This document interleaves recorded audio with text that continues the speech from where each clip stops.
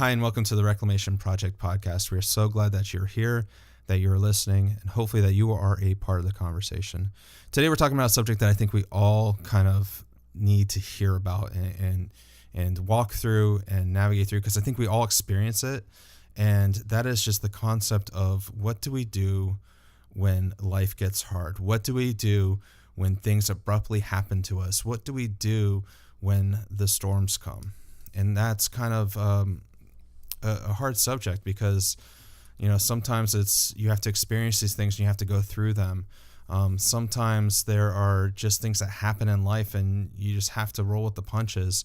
But I think there are storms in life that come and storms in life that happen that you can kind of be ready for and know how you're going to adjust through them. Those are the things that we're talking about. And storms come in all kinds of different forms and functions. I grew up in Texas a little bit, and the storms there were thunderstorms and severe thunderstorms and hail coming and golf ball size and baseball size and even softball size hail that would come.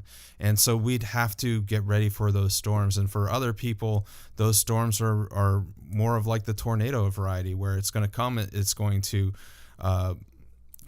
kind of just brush everything up real quick and move through quickly, but leave a lot of destruction in its wake.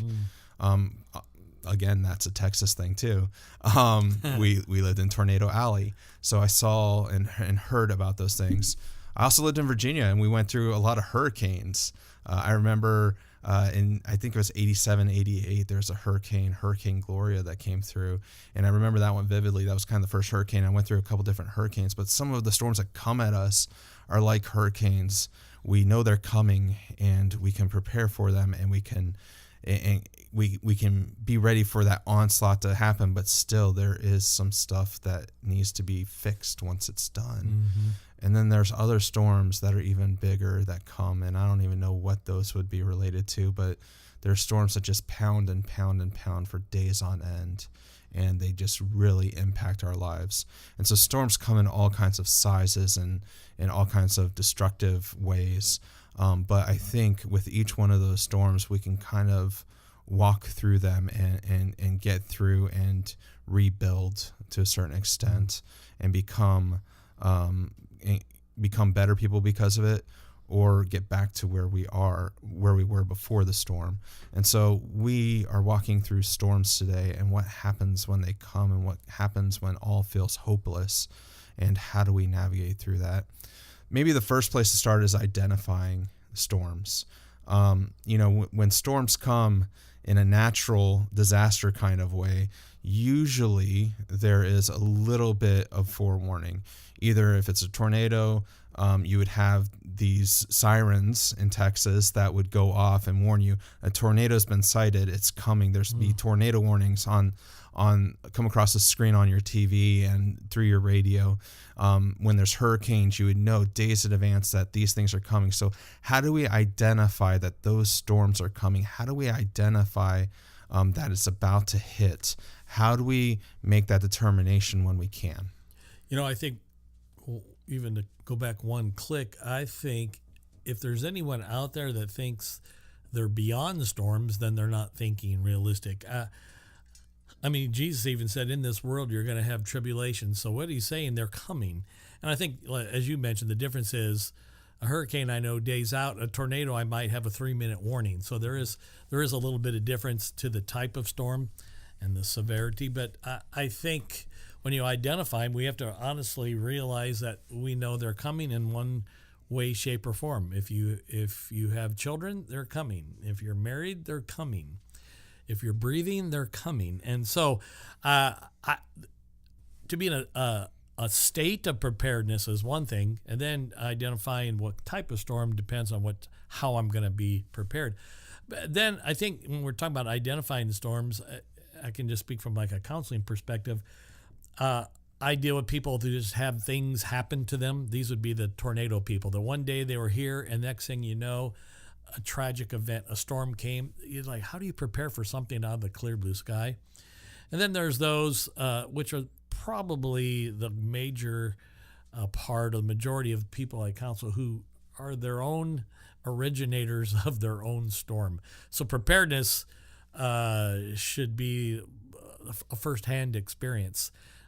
Poor decisions, repeated poor decisions, and when we click back and start to examine their storms, we realize you started your own storm, you accelerated your own storm, and now you're mad at the damage. So I think identifying the storm probably is one of the best things you can do as a starting point. Yeah, and knowing when the situations are could potentially turn. Like for instance, and I might get back into this as we go along, but one of the storms that I prepared for recently, identified recently, was I had to talk to one of my employees about something, and I did not know how they were going to take it. What storm is coming? Is there a storm coming? But I think just identifying that there is a storm that might come helps me prepare for what storm I might encounter.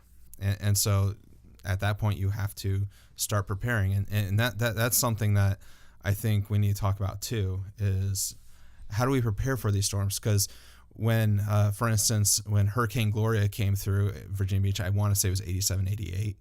I remember going to the People's Drugstore, which was much like a Walgreens or a CSV or, any other kind of drugstore that's out there now.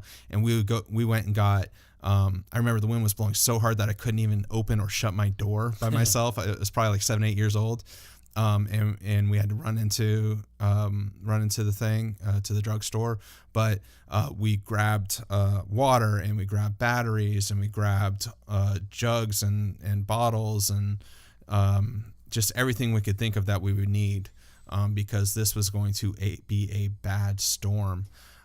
So we prepared for it, and we there's people that were closer into, the beach that would, go to the hardware store, and they would get, sheets of plywood and put those over windows and board up doors to make sure that those things, were secure.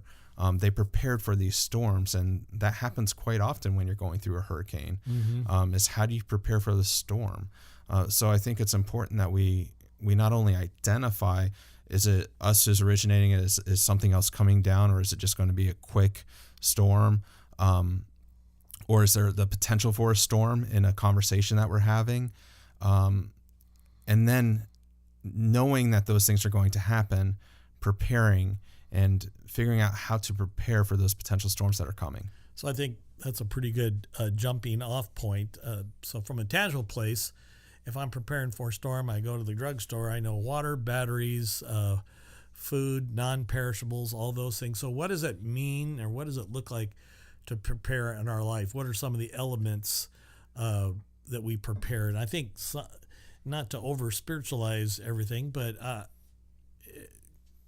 really detest when people, even myself, do that. Yet they're very valid points in part of the preparedness. And I think one of the things we prepare ourselves is reminding ourselves of the promises of God, because He's there. If you remember Mark chapter 4, they're getting ready to go. It's at the end of chapter 4. They decide they're going to go across the lake to where the demonic man was. So Jesus said, "Let's get in the boat and go the other side." He takes a couple of Z's, and he's crashed out. And a storm comes, and they're panicked, and they wake up Jesus, and he said, "Oh, you of little faith."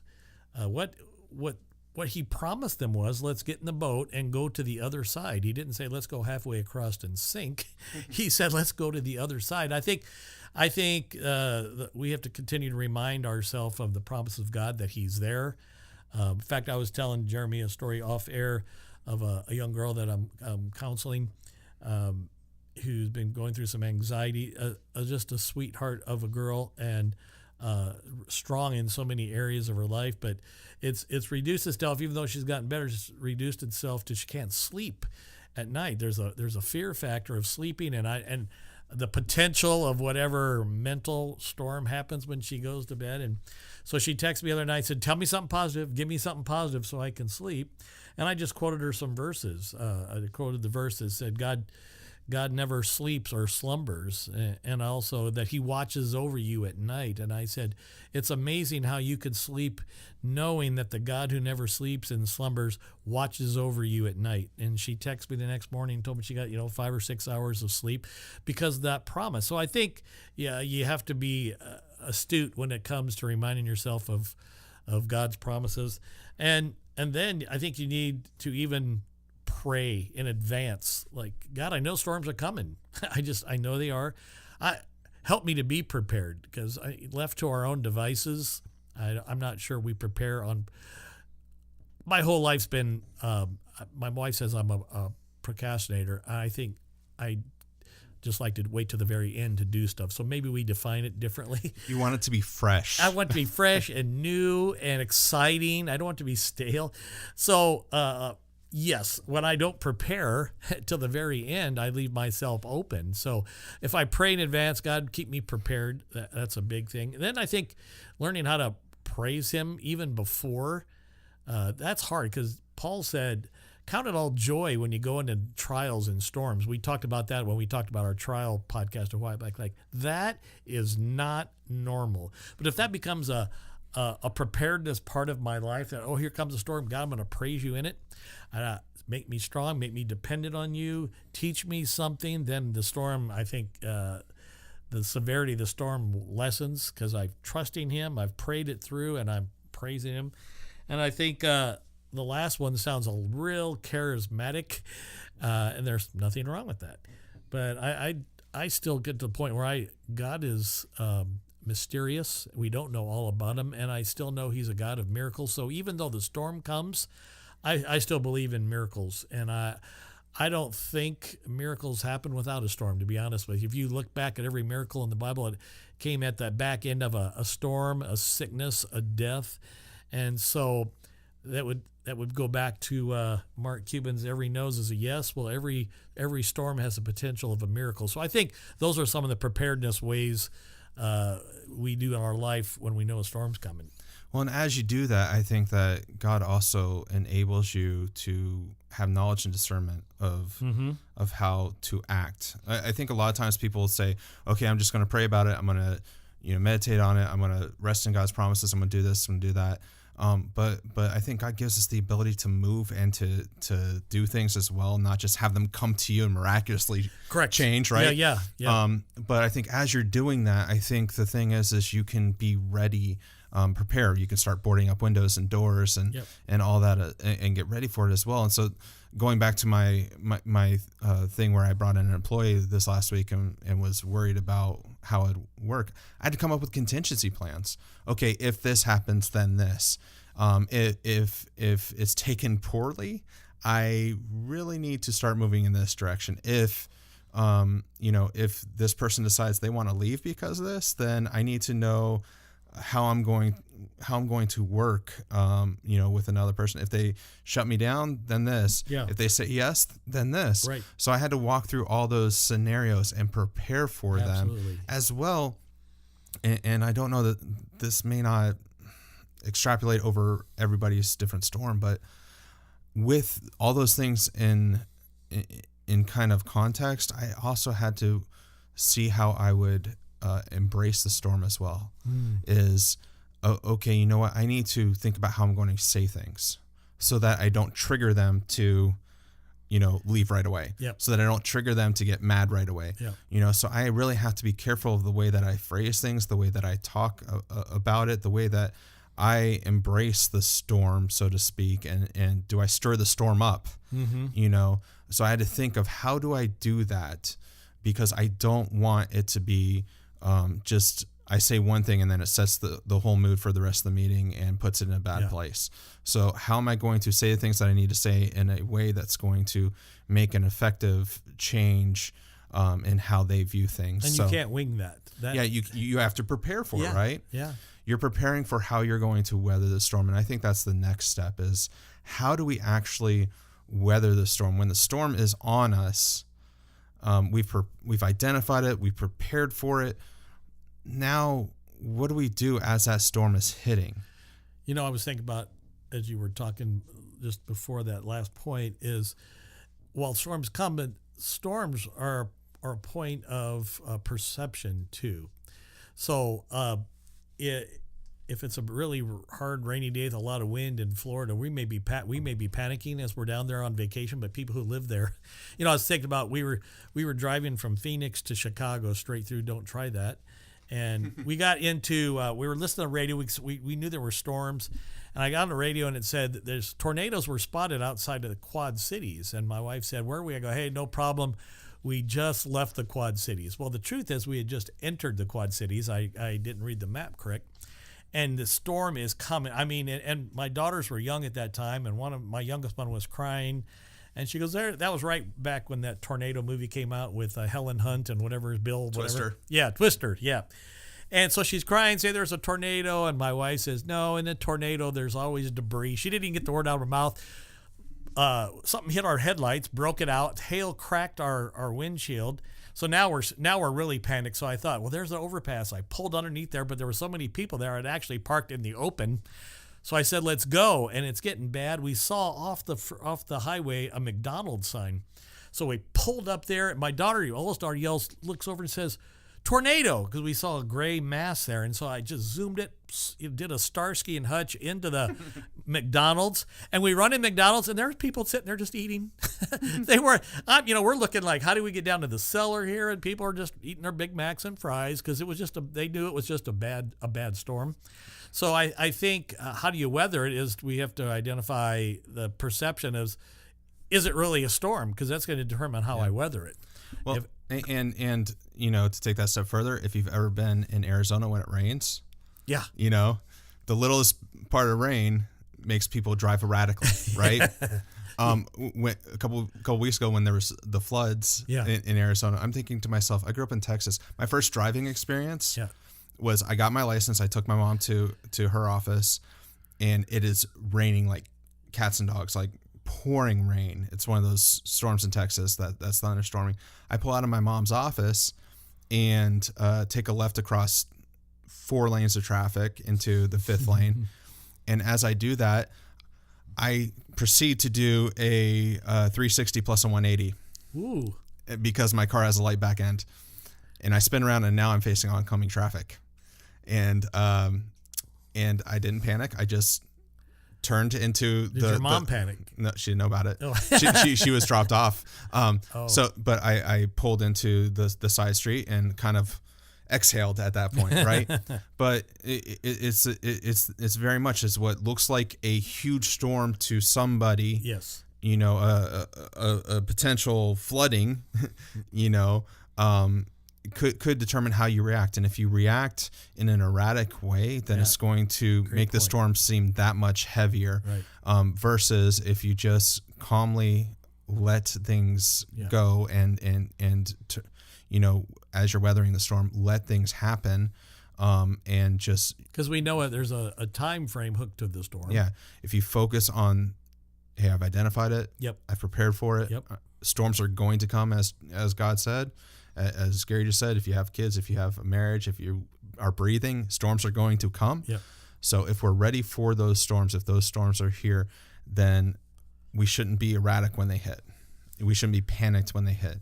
We shouldn't be on pins and needles when they hit, because that's just going to tense our muscles up, tense us up, and make it cloud our thinking, and make the storm last that much longer. So that's where that one point comes in, and it seems a little it seems out of place where Paul says, like Paul would tell us, the Apostle Paul would tell us in the middle of the storm to praise him and to thank him in all things. And I would remember thinking, like, this is not to me thankworthy at the moment, but I will say things like, you know what, I don't know why I'm thanking you. I'm thanking you because you've asked me to. And as I reframe this later down the road, I'm sure I'll find thankful points in it. But that's part of, as you said, just learning to be in the storm. It's easy to be when there's no storm, but we talked about that a couple podcasts ago. There's times when doing supersedes just being, and I think in the middle of the storm, that's when you do have to relax, and that's where your trust comes in. That's where actually when you relax is when your preparedness kicks in. I think that's what we're trying to say. And in weathering the storm, I think you're not weathering it alone. There are people around you that can help. And so I think it's important to lean on people too. Not just lean on your own understanding, as the Bible says, but the Bible also says that we're there to bear each other's burdens. We've talked about that recently in other podcasts. Bearing each other's burdens is that, hey, someone's going through a storm, I need to help them out. Yeah. Or I'm going through a storm, I need to not shoulder this burden on my own because it'll only drive me crazy and, make life miserable. Yeah. I need to lean on other people and really desire to share this experience, not so that they go through the storm too, but so that I can get some insight into how to weather it better, so that I can get help into knowing that the storm is almost gone, so that I can, get some different insight, some different perspective to know just how bad is this storm and how much longer do I need to ride it out. As well as having people write it out with you is also a big help, and letting them speak truth into your lives is also a big help. Some of the relationships you develop in those times are absolutely amazing, and I can speak to that experientially. But it's important because, and on the flip side of that is to know that your storm is just it's not just for you, it's for other people too. That's been part of the idea as we've had past guests on past podcast tell their story. All these things happen to them, but they weren't just for them. And so sometimes if you're aware during the storm, you have to realize your storm's not just for you. But as far as to Jeremy's point about riding it with people, we did a men's camp a couple years ago where we handed out we made a little mat. If you remember the story, and I think it's John 2 or Mark 2, where there was the man who couldn't walk and his friends carried him on a mat and then lowered him through the ceiling to see Jesus, where he talked about what it means to be a mat carrier. And there's 4 poles on it, and at one time somebody's laying on it where 4 guys are carrying them. But sometimes you got to get off because someone else needs to get on. That's what relationship in the body of Christ looks like. It's not just for when times are good. It's to have someone, and sometimes helping someone weather the storm is going and just sit next to them and not saying a word, just being there so they know that they're not alone. I think that's a huge point you made, Jeremy. Yeah, and taking it back to even a spiritual aspect is, I think you can know you're not alone by really leaning on foundations of who you are, of who God says that you are, leaning on foundations of prayer. I spoke to you off air before we started, is one of the biggest storms that I went through recently was when my son was 3 days old, he started getting a fever. And the thing about his entrance into the world is we did it at home, which was planned. But a lot of people say, "Oh, there you go. That's why he had the fever." No, that's not why he had the fever, actually. But he had a fever, and 3 days in, we took him to the emergency room, and they said, "Okay, hey, we're going to what is it when you go to the hospital and they actually give you a room?" I'm trying to think of what the word intensive care. No, where they give you a room. Oh, they admit you. They admit you, yes, that's what it is. So they said at the emergency room, okay, hey, we're going to have to admit him.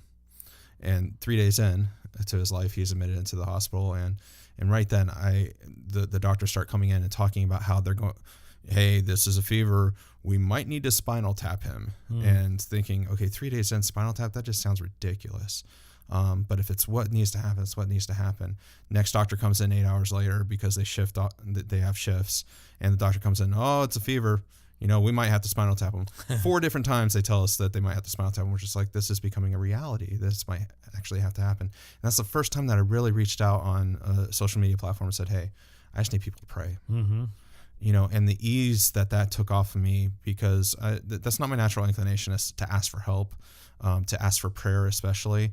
But it has since become, because of this instance, because I realized that he could be in a world of hurt. Spinal tap is not a nice thing. And especially when you're 3 days old and you're just being introduced into this world and your body's still conforming to this world. And so I just really had to ask for prayer there and reach back again and look at my foundations, and that asking that took the burden off my shoulders and said, okay, God, you know what's going on. The burden's now off of me. So it helped me relax a little bit. Yeah, I still stressed out about it, but this burden is now off of my shoulders. And also it just brought me back to the fact that these foundations that I have are not just for the good times. These foundations are for the times where the storms come. The foundation of knowing that God's there is for the times where storms come. The foundation of praying is for the times where storms come. The foundation of knowing that God's in control and he has my life planned out and my son's life planned out, that is for when the storms come. Yep. You know, not only do we know they're coming, but we know there's a purpose hooked to it. In First Peter, he talks about these trials that purify us, and he says it's necessary. It was verse 6. It said, "In this you rejoice, that now for a little while it was necessary that you've been grieved by various trials." The word "necessary" is like, what? It's necessary that I go through these.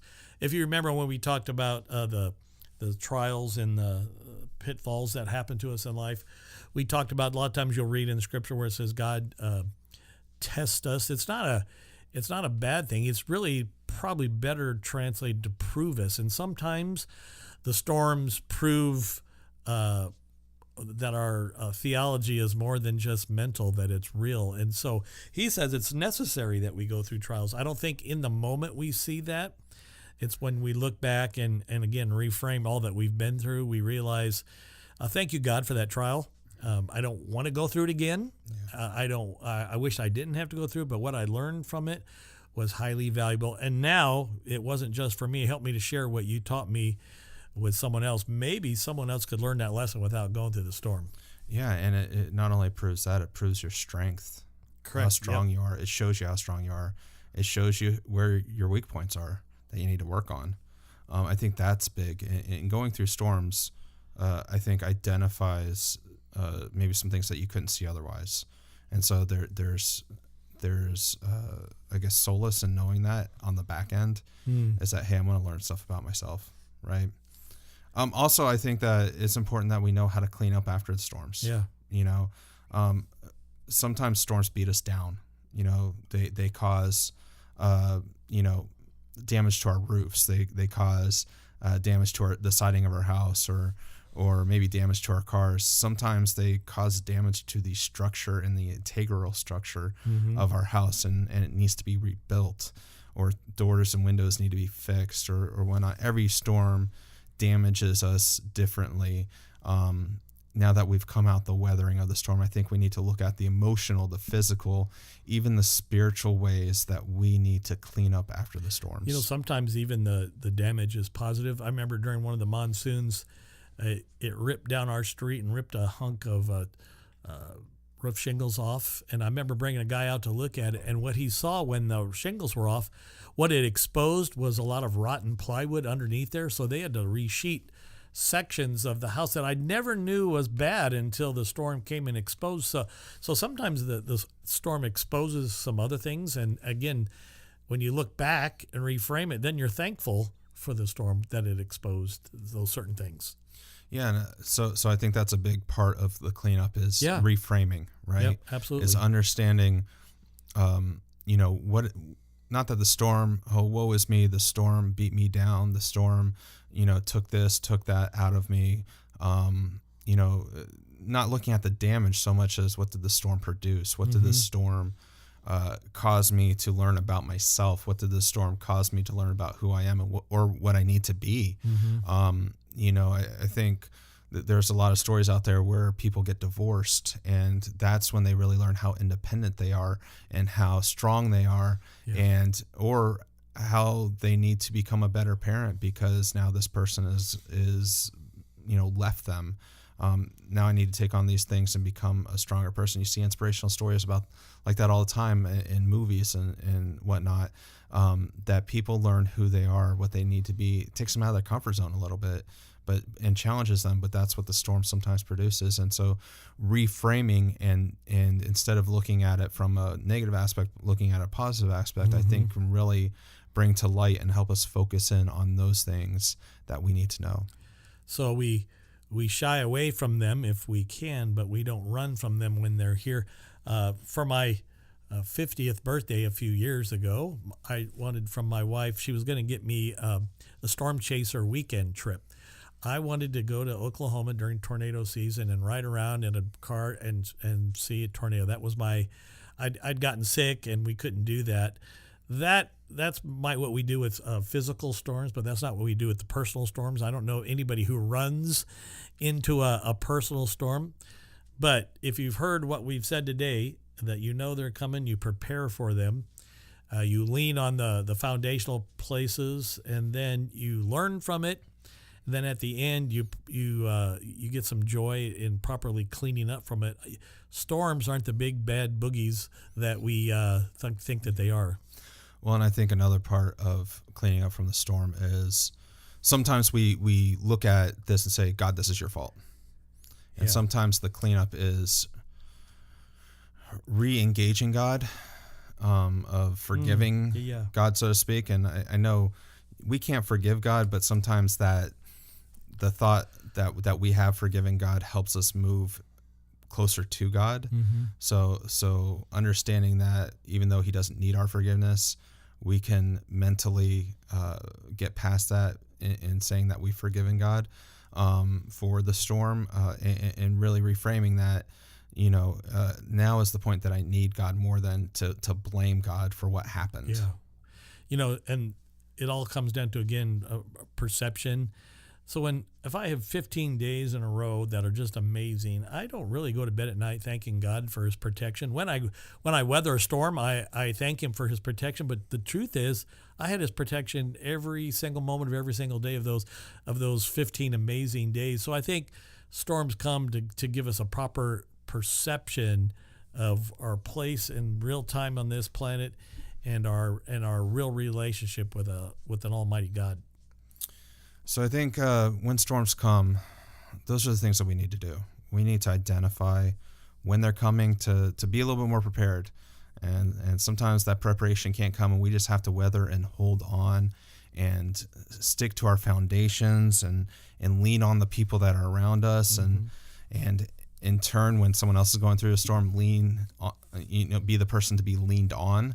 We need to help each other pick up the pieces after the storms come, and really help people walk through, the aftermath of the storm and clean up and fix and really become whole again, because storms can tatter us and tear us and beat us down and hurt us, cripple us almost to a point that those storms don't allow us to be the same person anymore. So we have to build ourselves up emotionally, physically, spiritually, to the point that we were before the storm, if not stronger, and identifying those things. So as we work through storms, let's remember to do those things. As we have friends that work through storms, let us remember to do those things. Hopefully, if you're going through a storm today in your life, if you're going through storms over the last couple of weeks, that hopefully this helps. Hopefully, even though we've spoken a lot of metaphors here and a lot of stories, that you can glean something and understand what you need to do in those times of storms. And hopefully that was a help to you. Hopefully, if you have know someone who's going through those things, that maybe this can help them as well. So feel free to share this with them, and feel free to help them through that as well, and be the person that they can lean on and trust in and feel support from. We're just so glad that you're listening today, whoever's listening. Hopefully that helps you. Hopefully that helps you through your particular storm. If you have questions for Gary or I, you can get with us through social media on both Facebook and Instagram. We are at RP Podcast.